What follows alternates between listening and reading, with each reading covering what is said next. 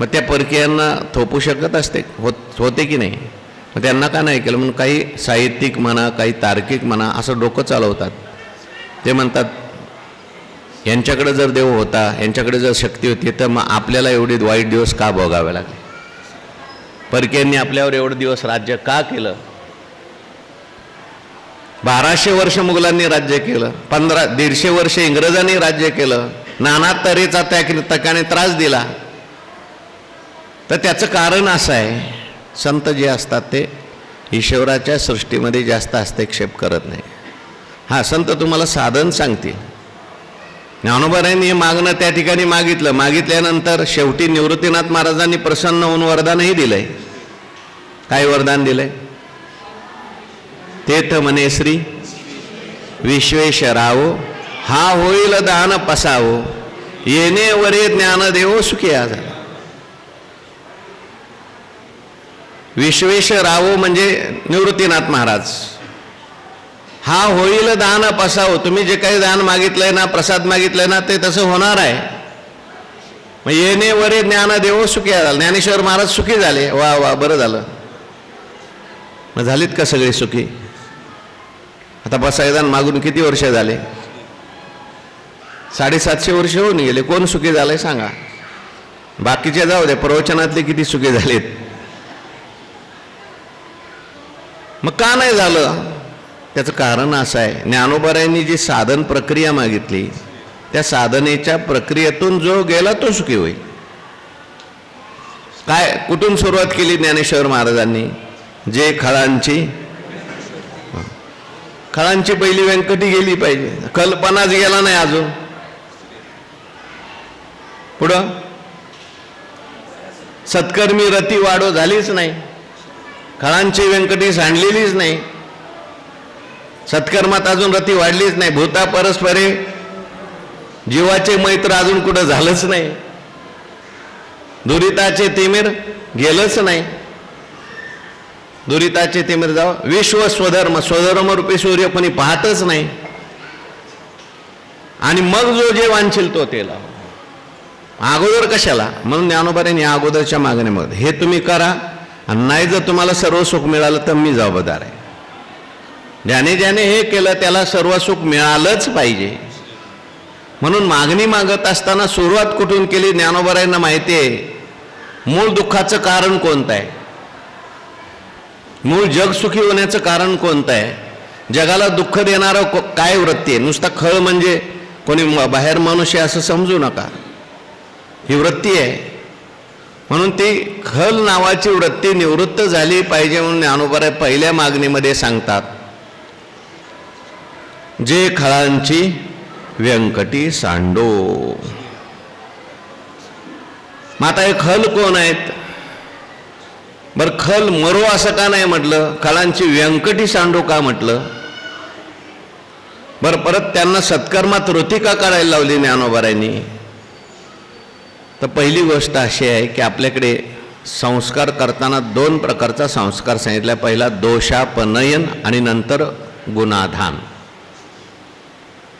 अगोदर वाईट गेलं पाहिजे आणि नंतर चांगलं आलं पाहिजे. एखाद्या घराला रंग द्यायचा असेल तर पहिला जुना रंग सगळा काढावा लागतो आणि मग नवीन द्यावा लागतो. तसं जीव तसं पाहायला गेलं तर परमात्मा स्वरूपच आहे, भगवत स्वरूपच आहे. मग अज्ञानामुळे म्हणा, दुर्गुणामुळे म्हणा, संगतीमुळे म्हणा, संस्कारामुळे तो वाईट झालेला आहे. म्हणून पहिलं जे बाहेरून आलेलं आगंतुक आहे ते काढायचं आहे. म्हणून जे खळांची व्यंकटी सांड. आता खल कोण आहेत? कोणाला म्हणायचं खल? प्रत्येकाला असं वाटतं दुसरा खल आहे, मी आपला चांगला सज्जनच आहे. खलाची काही लक्षणं आलेली आहेत. त्या भर्तृहरींनी मनुष्यातले काही प्रकार सांगितले. मनुष्यामध्ये काही सत्पुरुष असतात, काही सामान्य लोक असतात, काही माणसातले राक्षस असतात आणि काही खल असतात. ते म्हणतात, ते म्हणले येते सत्पुरुषा परार्थ घटका स्वार्थम परित्यज्य ये. आपल्या स्वार्थाचा परित्याग करून सुद्धा जगाच्या कल्याणामध्ये रत असतात ते आहेत सत्पुरुष. जगाच्या कल्याणा संतांच्या विभूती देह कष्ट इति परोपकार. दुसऱ्या आपल्याला त्रास झाला तरी चालेल पण सगळ्याचं कल्याण झालं पाहिजे, दुसऱ्याचं कल्याण झालं पाहिजे अशी ज्याची तळमळ असे त्याला काय म्हणायचं? सत्पुरुष. सामान्य असतो परार्थ मुद्यमक भृतः स्वार्थ अविरोधेनये. सामान्य लोक कसे असतात? आपलंही कल्याण करत करत जगाचं कल्याण ते करतात. म्हणजे आपलं कल्याण सुद्धा झालं पाहिजे आणि जगाचंही कल्याण झालं पाहिजे याला सामान्य मनुष्य म्हणतात. केवळ आपलंच कल्याण झालं पाहिजे याचा विचार करतो तो खल मनुष्य आहे किंवा सामान्य एकदम सामान्यातला सामान्य आहे. परंतु दुसऱ्याला त्रास देऊन सुद्धा आपलं कल्याण कसं होईल किंवा आपलं कल्याण नाही झालं तरी चालेल दुसऱ्याला त्रास झाला पाहिजे.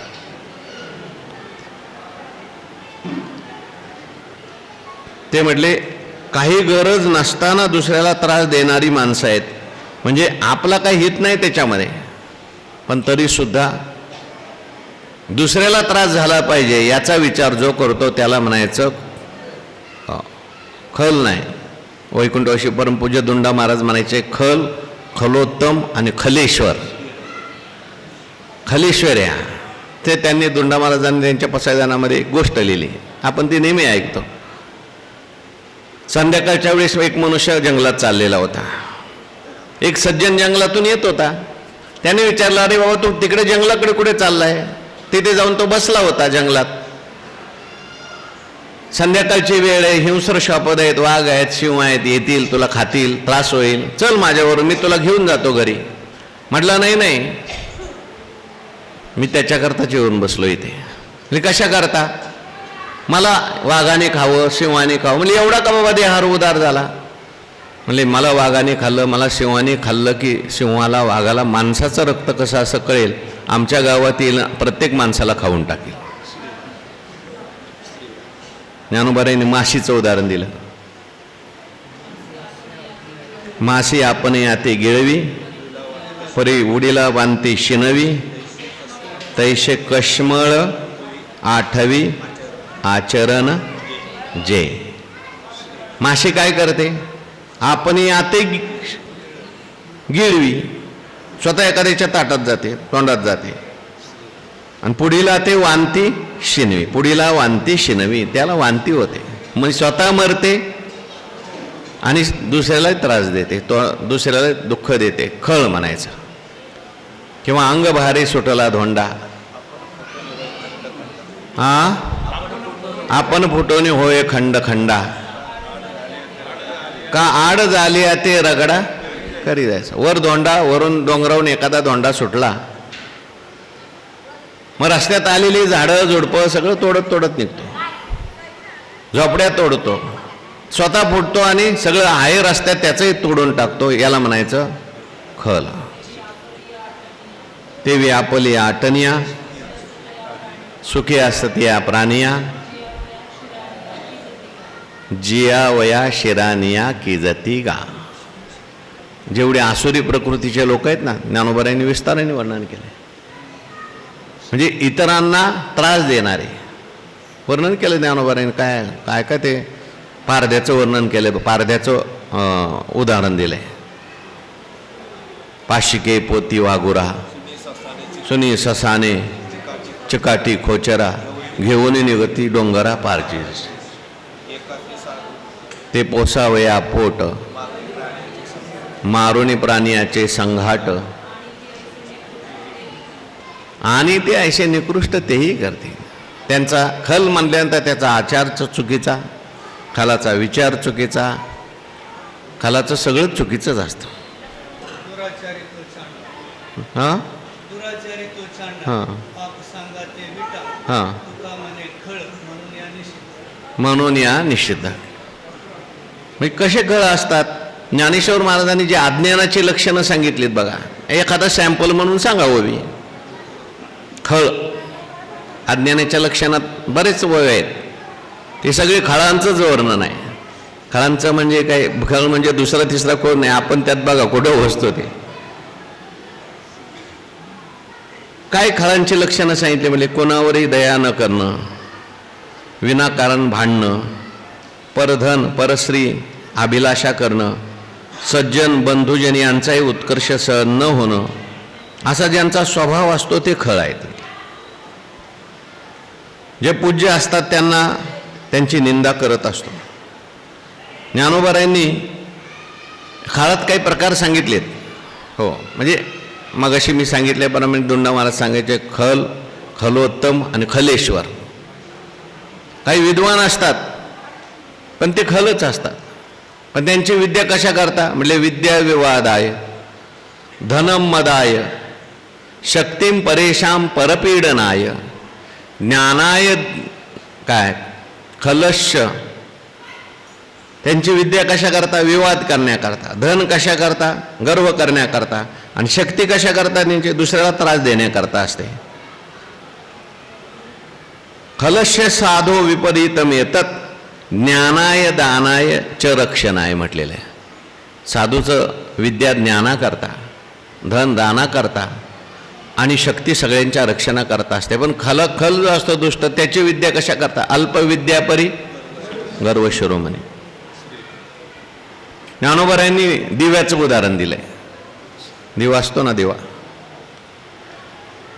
एखाद्या ठिकाणी ठेवला, ज्ञानोबाराय म्हणतात पै गुण ते तुला खाये स्नेह की जाळी तू जाय जे ते ठेवीजे ते तर होय म्हशी आईशी. गुण खाऊन टाकतो, गुण ते तुला खाये म्हणजे सगळ्यांचे गुण खाऊन टाकतो. त्याला कोणाचाही गुण सांगा ते खाऊनच टाकणार पहिल्यांदा. स्नेह की जाळीतच आहे. स्नेह ज्ञानोबारांनी तर श्लेष अलंकार केलाय. म्हणजे प्रेम जाळून टाकतो, स्नेह जाळून टाकतो, आणि जिथं जाईल तिथं ठेवीजे ते तर होय म्हशी असे काळच करून टाकतो. इथं जिथं गेला तिथं काहीतरी काळं करूनच येणार. खळ जीवने शिंपीला तीड पिढी, जीवने शिंपीला तीड पिढी म्हणजे पाणी जर टाकलं तर तडतड करतो. म्हणजे दुसऱ्याचं काही सांगितलं तर काय करतो लगेच, हां त्याला काय येतं आहे, ह्याला काय येतं आहे, तो असाच आहे, तो तसाच आहे, तीड पिढी. पुढे काय, विजीला प्राण सांडी आणि लागला तरी काडी उरवणारी. एखाद्या ठिकाणी जर लागला तर काडी सुद्धा उरू देत नाही. एखाद्याच्या मागं जर लागला ना, आता काय तुकाराम महाराजांचं चुकलं होतं सांगा. पण मंबाजी बुवा होता खळ. तो प्रवचन ऐकायला यायचा, कीर्तन ऐकायला यायचा, परंतु कीर्तन ऐकण्याकडे लक्ष नव्हतं त्याचं. कोण कोण प्रवचनाला येते, कोण कोण कीर्तनाला येते, बाहेर गेलं की त्यांना म्हणायचं तिथं कशाला जाता, माझ्याकडे या ना कीर्तन ऐकायला, माझ्याकडे या ना प्रवचन ऐकायला. त्यांचं कशाला ऐकता तुम्ही, त्यांचं नाही ऐकलं पाहिजे असं म्हणायचं. याला काय म्हणायचं, खळ. काही कारण नसताना तुकाराम महाराजांची म्हैस त्या ह्याच्यात शिरली तर मारायला सुरुवात केली. कारण नसताना तुकाराम महाराजांचं गारानं कुठं गेलं, रामेश्वर भट्टांच्याकडे गेलं. म्हणून असे जे खळ आहेत आजही समाजामध्ये आहेत. खळा सदा शुद्र दृष्टी करी कष्टी सज्जना करती आपुलाले परी धनीवरी व्यापार. तुकाराम महाराज म्हणतात खळा सदा शुद्र दृष्टी. सारखी त्याची दृष्टी कशी आहे, नुसती क्षुद्र दृष्टी. मग क्षुद्र दृष्टी म्हणजे ज्ञानोबारांनी वर्णन केलंय, दुसऱ्याचं त्या ठिकाणी न्यून कुठलंय पाहायचं, चूक काय तेवढी पाहायची आणि त्या चुकीकडे लक्ष द्यायचं. शुद्र दृष्टीने पाहतो खळा. करी कष्टी सज्जना, आणि त्याला काय त्या सज्जनाचा आणि त्या खळाचा विरोध आहे काय माहिती. काही नाही, सज्जनांनी त्यांचं काही वाकडं केलेलं नसतं, त्याला काही त्रास दिलेला नसतो. तुकाराम महाराजांनी उदाहरण दिलं, काय केले जळचरी धीवर त्याच्या घातावरी. हा तो सहज वैराकार, स्वाभाविक वैर आहे. त्या माशाने कोणाचं काय वाकडं केलंय पण तो धीवर असतो त्याला पकडायला जातोच. हरणाने कोणाचं वाकडं केलंय? त्याला व्याधाला काय त्रास दिलाय का? पण तो व्याध त्याला मारतोच. तसं तुका म्हणे खळ संता पीडिती चांडाळ. संतांना पीडा देणं हे त्याचं काम. तो म्हणतो माझं काम एकच आहे, संतांना पीडा देणं. चांगला मनुष्य दिसला ती त्याला राग येतो. काय ज्ञानोबा राय म्हणतात ना, मुख देखोनी विरक्ताचे सचेल करी. हो हा, जो अखंड भोगा ज्याचे जया व्यसन काम क्रीडेचे, मुखो देखोनी विरक्ताचे सचेल करी. लोक म्हणतात आमचं काही चुकलं नव्हतं तरी त्याने आम्हाला, त्याचं कामच ते आहे ना. तो उलट बघत असतो कोण चुकत नाही त्यालाच त्रास द्यायचा. त्याला माहिती आहे ह्याला किती आपण त्रास दिला तर हा काय बोलणार नाही. आणि आपण बोलायला लागलो लोक म्हणतात अहो तो मूर्ख आहे, तो वाईट आहे, तुम्ही चांगले आहे ना, तुम्ही कशाला त्याला शिवे देता? तो वेडा आहे त्याच्या नशाला नादाला तुम्ही लागता, असं लोक म्हणतात. आणि सज्जनाचा स्वभाव असा असतो, काय देव पाहून गेल काय करायचंय ते. परंतु याचा अर्थ ते खल जे असतात ते मात्र आपला, ते खल काय करतात? एक तर स्वतः दुःखी होतात, जगाला दुःखी करतात, आणि खलाच्या सहवासात एखादा जर चांगला झाला त्याला सुद्धा आपल्यासारखं करतात. जसं आढीमध्ये एखादा आंबा जर नासला तो सगळे आंबे नासून टाकतो. म्हणून असे जे खळ आहेत संतांना दुःख देतात, स्वतः दुःखी देतात सगळ्यांना. म्हणून खळ जे आहेत ज्ञानोबा म्हणतात असे कोणी जे काही खळ असते, आता खळांचं जर वर्णन करायला लागलं तर ते खूप आहे, परंतु ते खळाचं वर्णन करून आपल्याला काय फायदा होणार आहे? फक्त हे खळ बाकीचे तिसरे कोणी नसून याच्यातला एखादा खळपणा आपल्यात सुद्धा असतो. अज्ञान लक्षणा बाकी. किंवा तुलसीदास महाराजांनी त्या खळाचं वंदन केले सुरुवातीला. खळाला ते काय करतात त्याचं वर्णन केले, खूप विशाल व्यापक वर्णन आहे ते. म्हणून असे जे खळ असतील ज्ञानोबा म्हणतात जे खळांची व्यंकटी सांडो. आता व्यंकटी सांडो म्हटलं, खळ मरो नाही म्हटलं. ज्ञानोबारायांनी जर पसायदान मागून घेतलं असतं, खळ जेवढे असतील तेवढे पटापट मरो. पण ज्ञानोबाराय तसं मागत नाहीत. अहो ते काय त्यांचं नाव, विसोबा खेचर. किती त्रास दिला होता विसोबा खेचरांनी.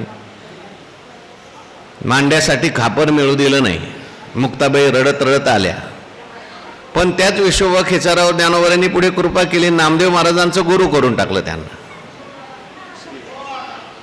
मग खळ मरो का म्हटलं नाही तर खळांना मारण्याकरता देवाचा अवतार असतो. देवाचं कार्य वेगळं आहे आणि संतांचं कार्य वेगळं आहे. किंबहुना देवच संतांच्या रूपाने जेव्हा येतो तेव्हा वेगळ्या पद्धतीने कार्य करत असतो. भगवान परमात्मा आपला अवतार कार्य सांगताना स्वतः सांगतात, यदा यद परित्राणाय साधूनां विनाशाय च दुष्कृतां. मी येतो पण भक्ता राखी पायापाशी याची संवाद. त्याचं स्वतंत्र खातं आहे देवाकडे मारायचं. पण साधू जेव्हा अवतीर्ण होत असतात तेव्हा साधू त्या दुर्जनाला मारत नाहीत. दुर्जन मरो असं म्हटलं नाही, खळ मरोत असं म्हटलं नाही, खळांची व्यंकटी सांडो. का बरं खळाची व्यंकटी सांडो? कारण संतांची अशी भावना असते की जगात मनुष्य काही स्वाभाविक, प्रत्येकजण काही जन्माला येतानाच खळ जन्माला आलेला आहे. सुरुवातीला काही संस्काराने म्हणा त्याचा स्वभाव तसा बनलेला असतो, परिस्थितीमुळे तो खळ बनत असतो. आणि म्हणून त्या ठिकाणी खळ मरोत असं म्हटलं नाही तर खळांची व्यंकटी सांडो म्हटलंय. मी नेहमी उदाहरण सांगत असतो, ज्यावेळेस प्रभू रामचंद्राने रावणाला मारलं, देवाला खरं रावणाला मारायचं नव्हतं बरं का, म्हणून अनेक वेळा रावणाला संधी दिली सुधारण्याकरता. अंगदजींना पाठवलं, हनुमानजींना पाठवलं, पुन्हा पुन्हा सांगायला लावलं रावणाला, अरे नको बाबा तो असं वागू, नको बाबा तो असं वागू. पण शेवटी पर्याय उरला नाही, रावणाने ऐकलंच नाही. मग आता शेवटी देवाने सांगितलं आता माझा विलास संपला, आता शेवटी मारणार.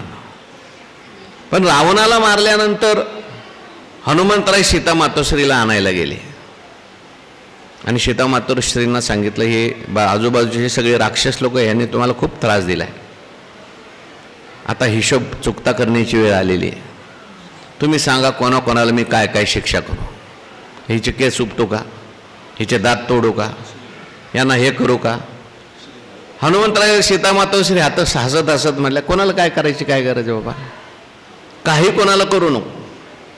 का कोणाला काही करू नको म्हटले, अरे आतापर्यंत हे रावणाचं ऐकत होते, कारण रावण सांगत होता तसे हे लोक करत होते.